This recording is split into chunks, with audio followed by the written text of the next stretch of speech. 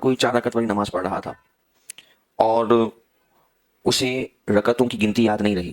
چوتھی رکعت میں وہ اتحیات میں نہیں بیٹھا اور 5ویں کے لیے کھڑا ہو گیا. اب ویسے عام حالات میں، عام صورتحال میں حکم یہ ہے کہ اگر کوئی 5ویں کے لیے اٹھ جائے تو فوراً وہ اتحیات میں دوبارہ لوٹے گا. اور یہ لوٹنے کا چانس اس کے پاس کب تک ہے؟ جب تک اس نے 5ویں رکعت کا سجدہ نہیں کیا. مسئلہ بڑا اہم ہے، توجہ سے سنیے گا کہ 5ویں رکعت کا جب تک اس نے سجدہ نہیں کیا اس کے پاس چوتھی رکعت کے اتحیات میں لوٹنے کا آپشن ہے. بس اس نے کچھ نہیں کرنا، صرف اتحیات کی شکل میں آ کر، حیت میں آ کے بیٹھ جانا ہے. اتحیات مکمل کرے گا، سجدہ صاحب کر کے نماز اس کی درست ہو جائے گی.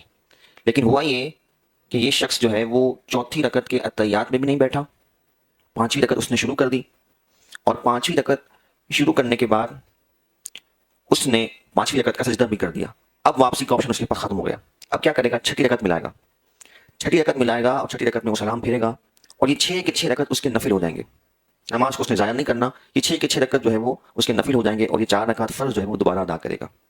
اسی صورت میں دوسری مثال کو سمجھیے. میں صرف یہ عرض کرنا چاہتا ہوں کہ قاعدہ اخیرہ جو فرض ہم کہتے ہیں اس کا مطلب کیا ہے. اگر یہی مثال یوں ہوتی کہ کوئی شخص چوتھی رکعت کے قاعدہ اخیرہ میں بیٹھ گیا اور اب اسے گنتی یاد نہیں رہی، وہ سمجھا کہ دوسری رکعت ہے اور وہ کھڑا ہو گیا، اور اسی شخص نے 5ویں رکعت کا سجدہ بھی کر لیا، تو 5ویں رکعت کا سجدہ کر لینے کے بعد اب واپسی آنے کا آپشن اس کے پاس نہیں ہے.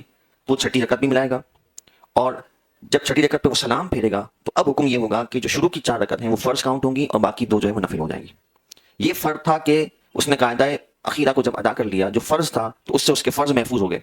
اور اگر جس صورت میں وہ قاعدے میں نہیں بیٹھا، ڈائریکٹ 5ویں رکعت کے لیے کھڑا ہو گیا، تو ایسی صورت میں اس کے 6 کے 6 رکعت جو ہے وہ نفل ہو جائیں گے اور وہ فرض اسے دوبارہ ادا کرنے پڑیں گے.